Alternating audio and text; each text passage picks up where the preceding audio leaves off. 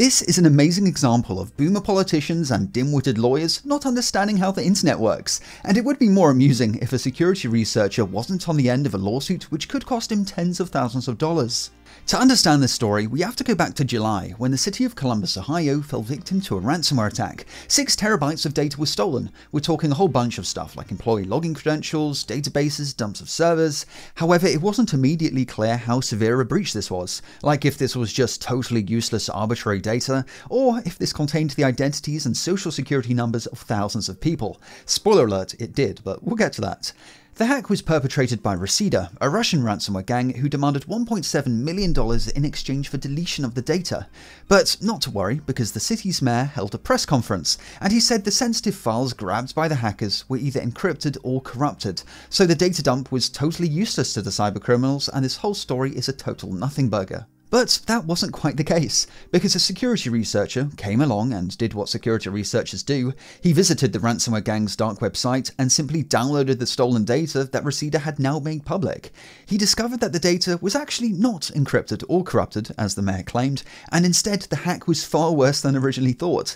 The dump contained the names and social security numbers of victims of domestic violence, police, and suspects relating to over 200,000 cases.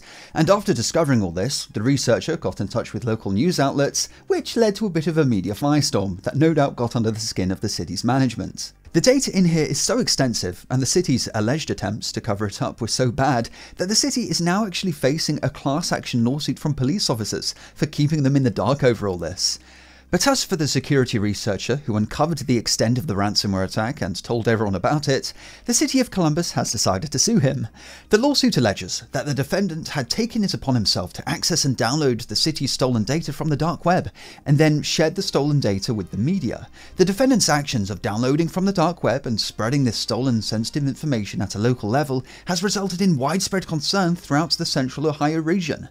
The allegation here essentially boils down to the idea that in order to access the stolen and now public data, you need to be willing to navigate and interact with the criminal element on the dark web. You also need special computer expertise and tools, and that therefore the dark web posted data is not readily available for public consumption, but now the defendant is making it so. The lawsuit demands a minimum restitution of $25,000. They also demanded a temporary restraining order, preventing the guy from accessing, downloading and disseminating the city's stolen data. And it's not looking good for our security researcher, because this restraining order has actually been granted. However, the Streisand effect is in full force, because in the city's feeble attempts to shut down this singular security researcher from shedding light on all this story has gotten more attention than the city could ever have imagined. And remarkably, despite all the negative media attention, the city has doubled down. They trotted out a lawyer who gave a 38-minute press conference justifying going after the researcher. It's amazing how he portrays downloading Tor and navigating to an onion link as some kind of hacker activity in of itself. And it takes a level of sophistication to get to this information on the dark web. No one is going out there and simply just Googling dark web to find this. It is the actual data itself that he is seeking and downloading and disseminating and disclosing to members of the media, and frankly, to who else? I know you probably don't tail him 24 hours a day, but who else is he disclosing that information to? Friends? Family?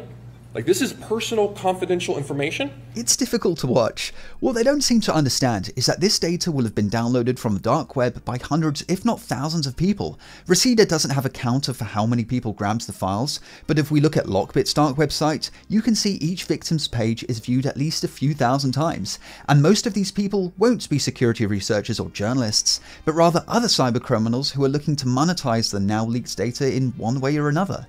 And this is why ransomware gangs leak data, not just to cause embarrassment for the victims, but because they know that the victims know just how much secondary damage will be done by low-level cybercriminals who will descend on this data like vultures in order to try and make money from it in some way.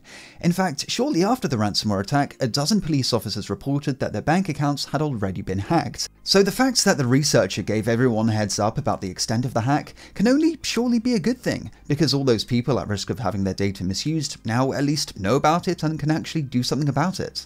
The actual charges brought by the city involve knowingly disseminating stolen information, receiving stolen property.